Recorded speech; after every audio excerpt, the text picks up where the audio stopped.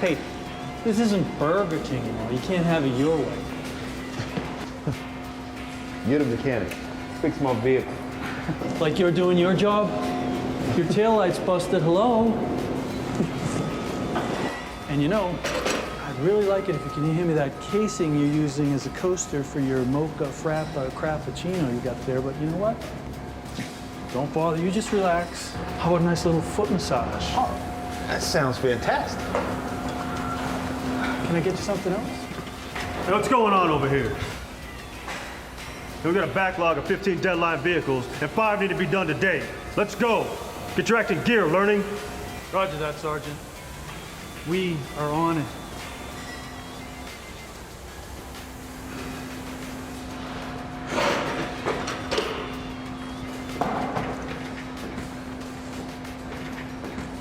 Man, this sucks. Garrett's not even pulling his weight. This guy's ate up, sitting there with his feet up. It's his fault I just got chewed out by the motor sergeant. Come on.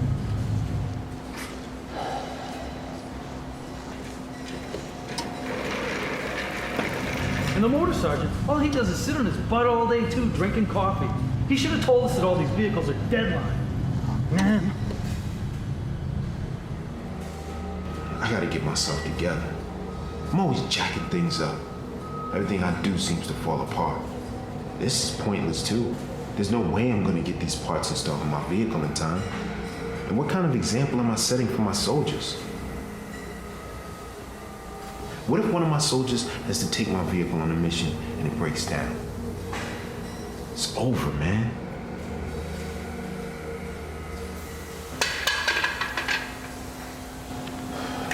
There goes my career.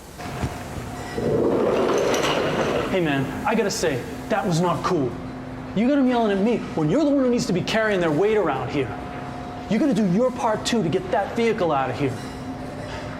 Day's already long enough without you trying to make it longer for me. My bad, man. It's totally my fault. I didn't mean to get you in trouble. Just do what you gotta do to help me get that vehicle out of here. What the hell is wrong with me? My life is a freaking train wreck. Your life's not that bad. You ever consider it's the way you're thinking about things that's getting in your way? What do you mean? Well, from what I can tell, it seems like you're caught in a thinking trap. Always blaming yourself, thinking that everything's hopeless. It feels that way most of the time. That's because your thoughts are not allowing you to see how others are contributing to the situation, or how things are changeable and in your control. For example, look at what you did before the mechanic even started working on your vehicle. You saved the mechanic time by making sure everything was all topped off. I guess so. Yeah. That's initiative not always taken, Sergeant. And look at that. There was a lug nut missing on the vehicle, and you replaced it. It's not something everyone would catch. Well, that's my job. Safety first, right? That's right. Yeah. Someone who messes things up all the time, they wouldn't have caught that. Yeah. And there you went above and beyond, and you did more than the operator's level. You minimized time by helping the mechanic. And that is a good operator, soldier. I guess you're right. I didn't even think of it like that. I am a damn good operator. Yes, you are.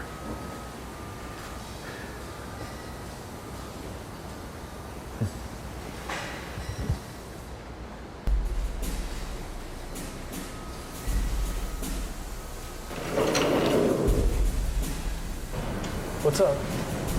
That's a pretty dangerous game you're playing there. I'm not playing a game. You'll wind up in trouble playing that game, Sergeant. Believing it's always everybody else's fault all the time.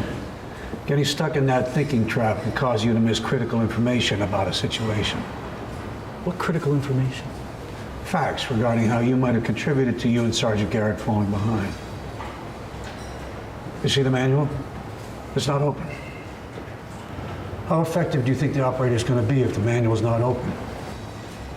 You're right. I could have left the manual open. Point taken. And it's going to be hard for him to know what to look for if he doesn't have the operator's checklist.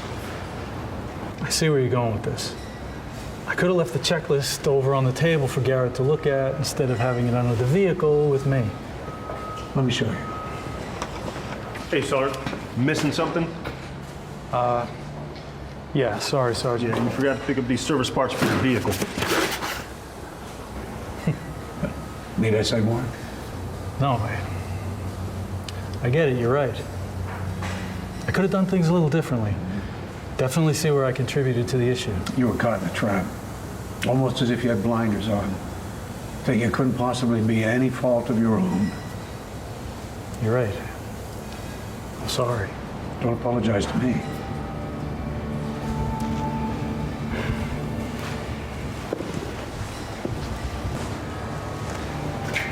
Hey, man.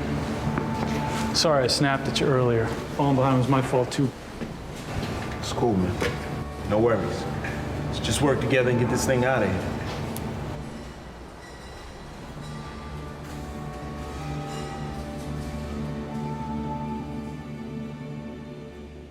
So look, let's talk about the MRT skill, avoiding thinking traps.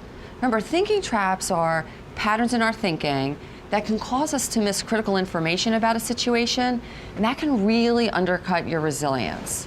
So which traps do you guys fall into? Well, I don't like to admit this, but apparently I have a tendency to blame others and not notice where I played a part. So lots of people fall into that trap. It's called the them thinking trap. And when you're in it, you only see how other people or maybe circumstance caused the problem. You don't even consider that you might have contributed to the problem too. So start learning, how do you get yourself out of the trap? Well, you train your brain, use the mental cue, look inward, and just ask yourself, how did I contribute to the problem? That's great, because that's going to help you to find the critical information that you missed. All right, Sergeant Garrett, how about you? I guess I'm a bit of the opposite. I tend to see things as all my fault. It's really depressing. It's like everything is always messed up and there's nothing I can do about it, Yeah. All right, so I'm hearing a few different traps. I'm hearing me, and that's when you believe that you're the sole cause of every problem.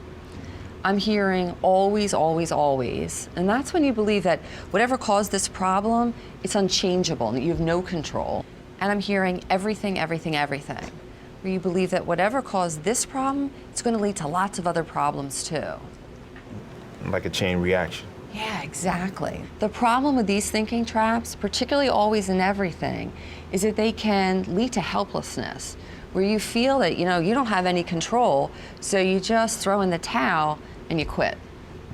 Well, I've been taking the mental cue to look outward and make it a point to ask myself, what else led to this that's not just me? Good. And for the everything trap, you can use the mental cue, get specific, and ask yourself the critical question, what's the specific behavior that led to this problem so that you don't let that chain reaction build? Right. And focusing on what I can control rather than what I can't, that gets me out of the always trap. It's great. Yes. Does everyone fall into thinking traps? Some people are more prone to these traps than others, but the thing is, we can all fall into these traps, particularly if we're already run down. And each of the traps undercuts your resilience. That's why you need to use those mental cues and ask those critical questions so that you're seeing the situation more flexibly, more accurately, more thoroughly. That's going to enhance your resilience.